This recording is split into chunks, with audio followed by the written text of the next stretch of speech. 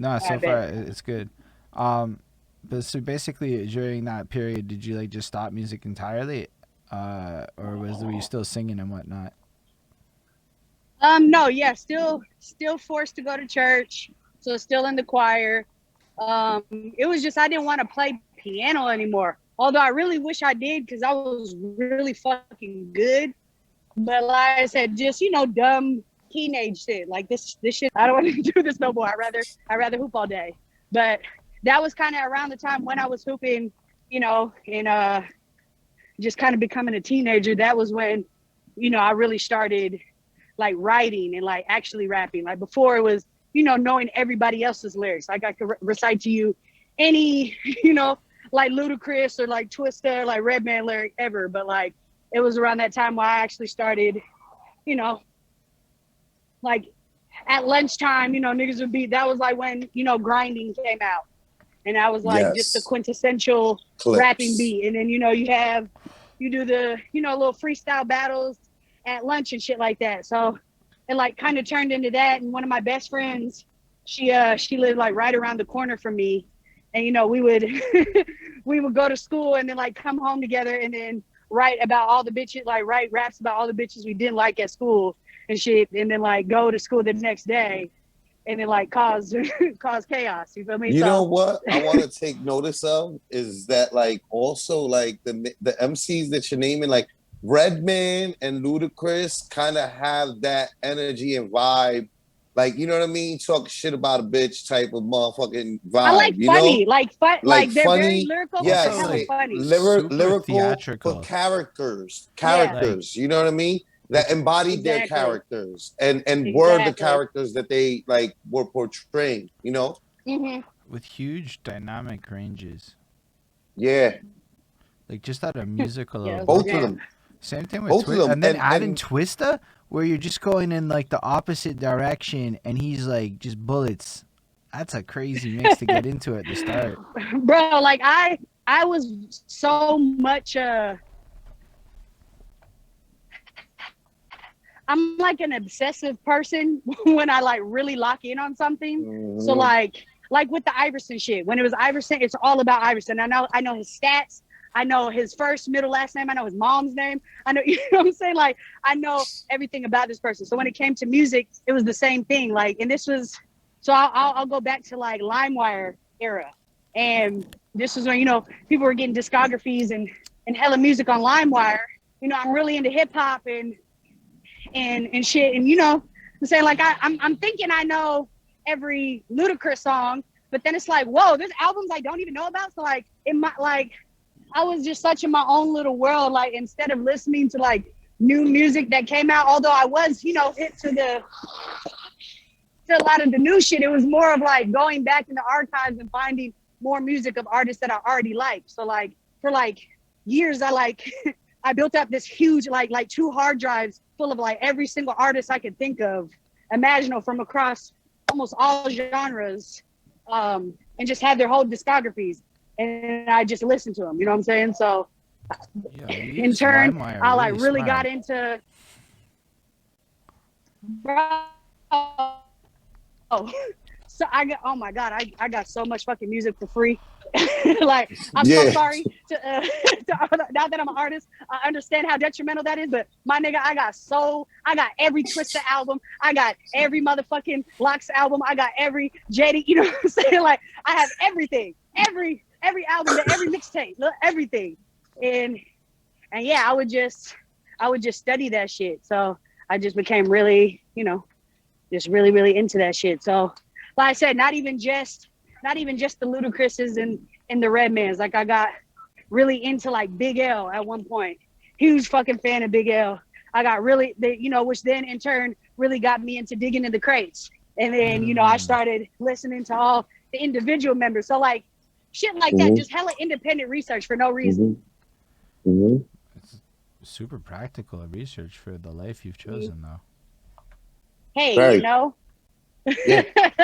And then when I lived a lot in around in middle school. I lived in Oklahoma. That's where my mom's side of the family is from, Oklahoma and Texas.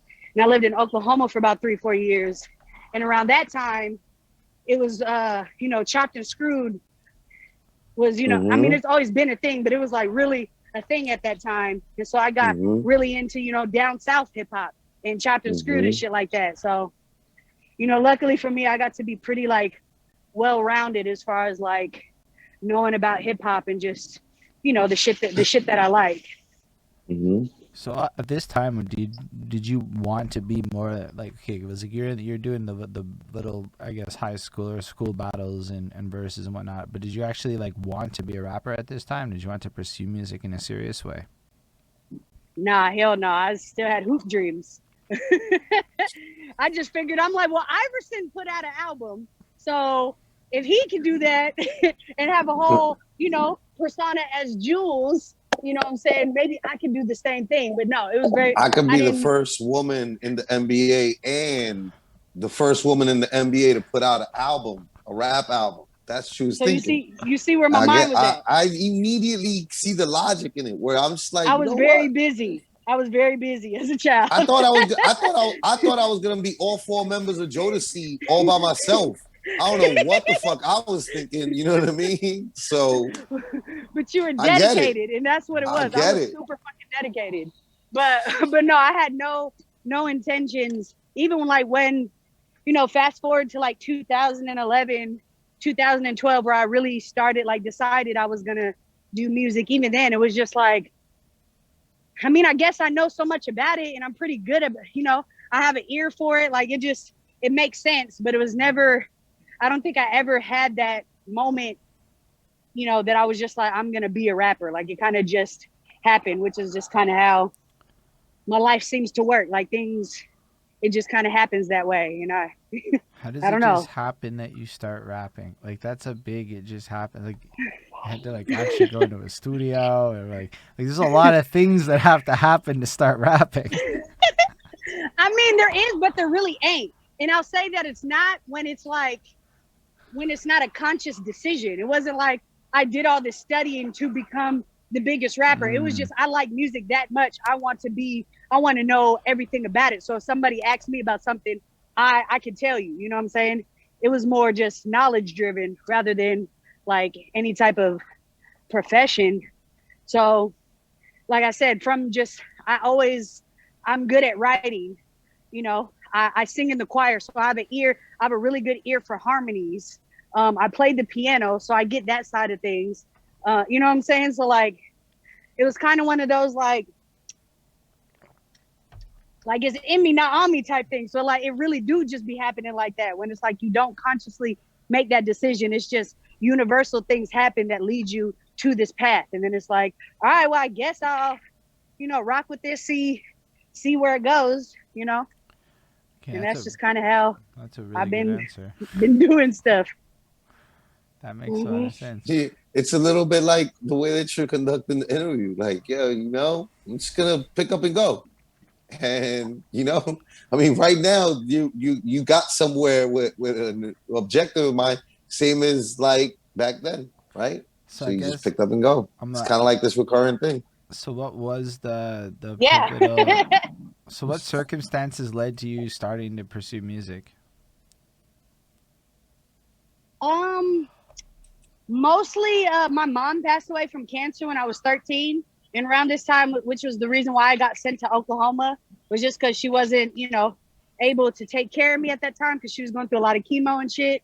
And I mean, my dad was also around. They were, you know, married up until she died. But like, he was just very much more like just my mom's husband. But like, not in the sense that he wasn't a father, but like, she was the disciplinarian. She was the breadwinner. She was the, you know what I'm saying? Like, she did every family event. It was my mom's side of the family.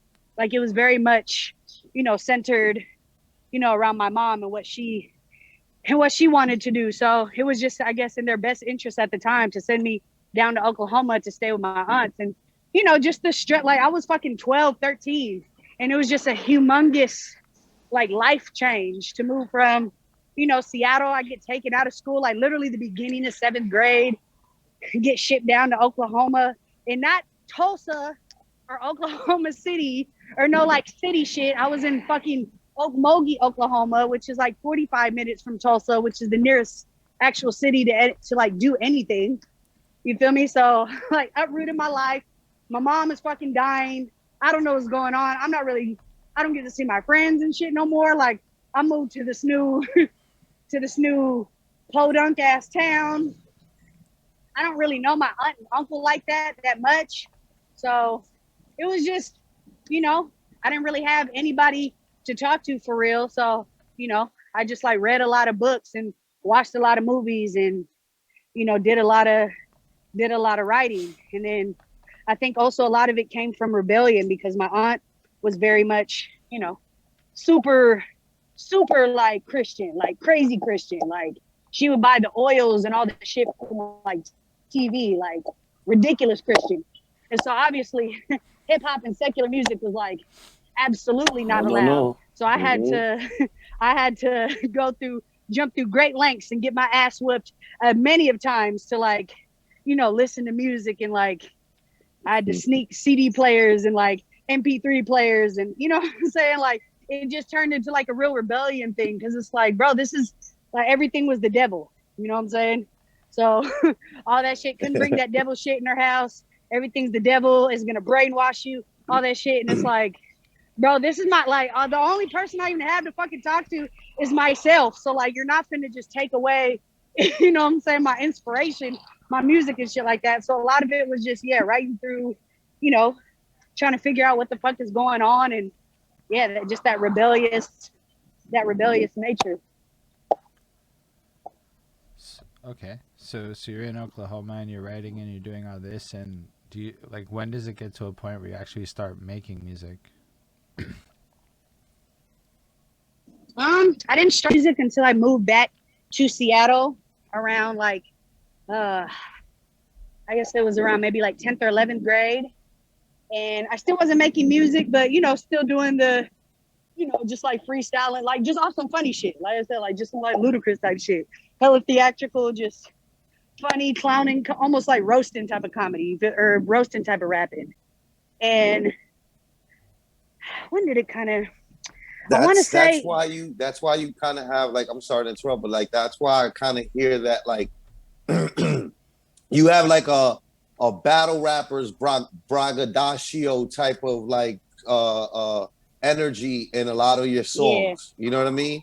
Like some real like come with it, bitch. Like what you die, you will die, which is some very, for again for the artists that you listen to, they kind of had that energy too. Redman stayed with the like, I will body you on these tracks type of like energy, and Luda too, So like, like it's I could see where like they influence that energy in you because I hear it in your songs,